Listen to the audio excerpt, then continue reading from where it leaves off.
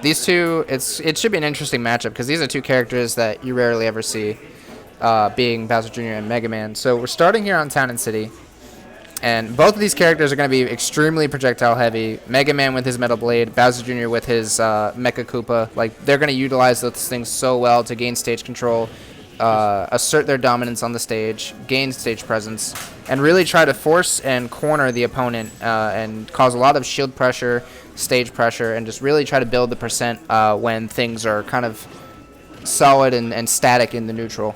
It's true. Right now we see Bowser Jr. taking an early lead in gaining stage presence with a down throw here. Gonna go for his cannonball.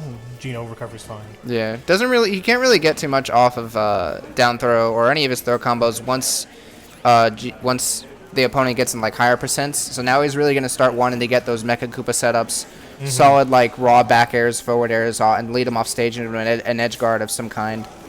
And Geno is really just gonna do Mega Man things, just try to get those slowly, strings. Yeah, poke and prod with the pellets, hit with the Metal Blade, hit with up airs, back airs, and you can see already that Base is having a lot of trouble really getting in, and that up smash coming up from Geno, not quite going to take the top, not quite going to take the stock yet. I see a forward air from Mega Man.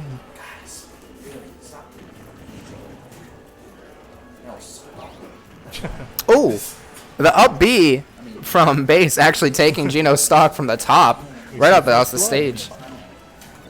Geno answering right back with Metal Blade drop into neutral air to get him off stage. He's going to try to go for his own edge guard. Oh my god, that was so cool. The last hitbox. The last hitbox just popped him down. Oh, he tried to go for the forward smash, but it clanked, I think, with the down air from Base.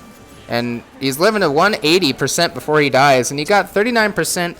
Extra credit there. Yeah, I mean, any extra credit is good, but considering it's Mega Man and he's pretty heavy, you probably want to get a little more than that, but he's not really letting up at all. 75%, there's the more you wanted. Yeah, he's not letting up at all here. No, he's not. And I do know that Base has been getting some friendlies in with Geno off-site, so right. You definitely might know the matchup a little better, is dealing with those lemons a lot better than some other people here would. Oh, yeah. And considering that Bowser Jr. is like such a heavy character alongside Mega Man, it's going to take both of them a long time for them to die.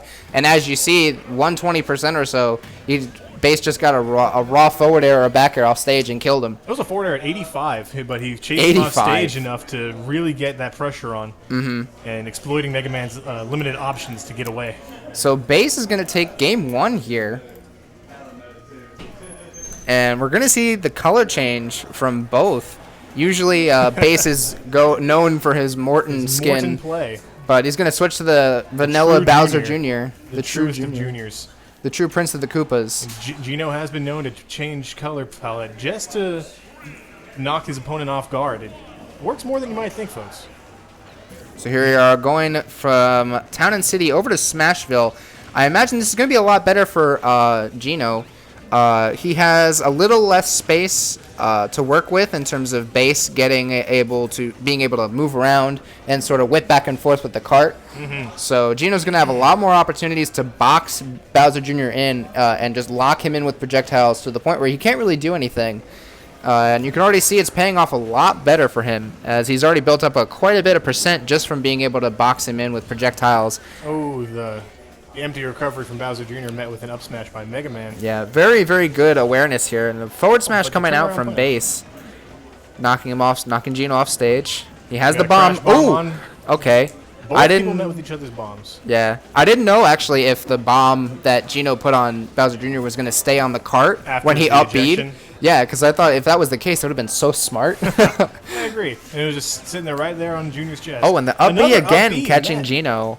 Right, he's gotta really like try and work out his approaches, but the raw back air from Geno gonna take Base's stock pretty easily. But Geno's at a pretty high percent. He's pretty much at death percent here. As long as Base can take it relatively soon, there'll be a chance. He'll still be in a pretty decent spot here going into game two. He's only had 2% on him so far. You see a back air into Metal Blade. Lemons, really walling Base out, not allowing him to come back. Ooh, that up B into the forward air setup, a classic. It's a classic Bowser Jr. setup.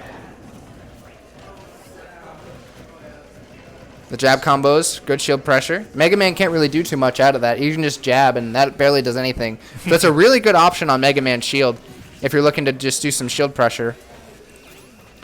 But there's not much that Bowser Jr. can really do to follow up here in response to that. I agree, and he's got quite a deficit to move up with. About 70% Geno has on him.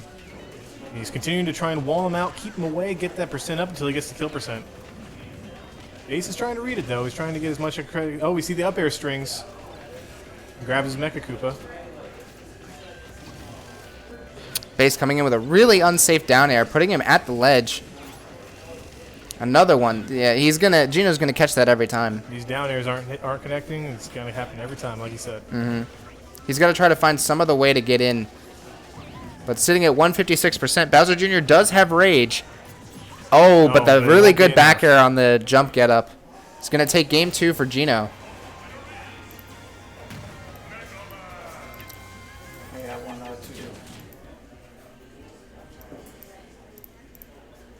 So Geno takes game 2 here.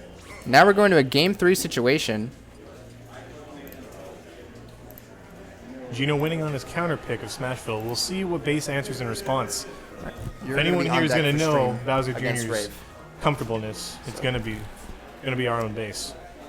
Some of you may not know, this is actually Base's one of his last tournaments he's going to be facing in Augusta. He's moving later this week. So yeah, Base is going to be moving away from Augusta. I think he's going Covington. Yeah, Covington, pretty much near Atlanta. You may see him in the Atlanta scene, but you know, as Augusta being his main hometown for Smash, he's going to have a bit of a fire lit under him. He's going to try and take as much as he can off Geno, even though it's a bit of a deficit for him. I will be right back in just a second. I just got to call some matches.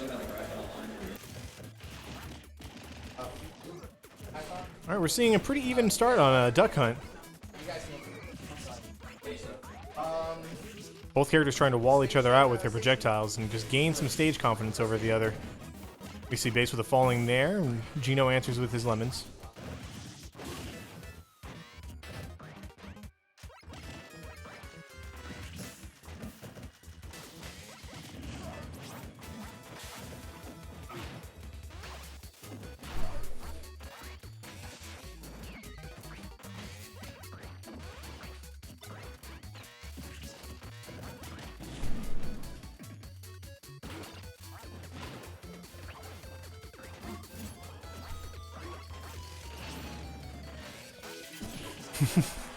I did my best.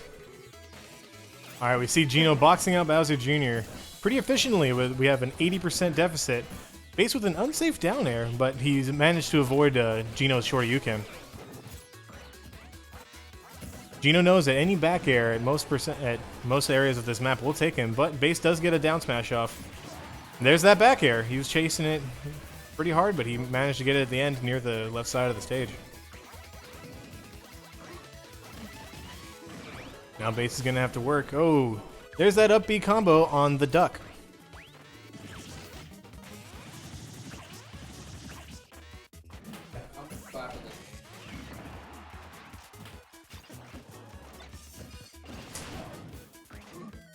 Bowser Cooper saving him from Geno's follow-up on his throw.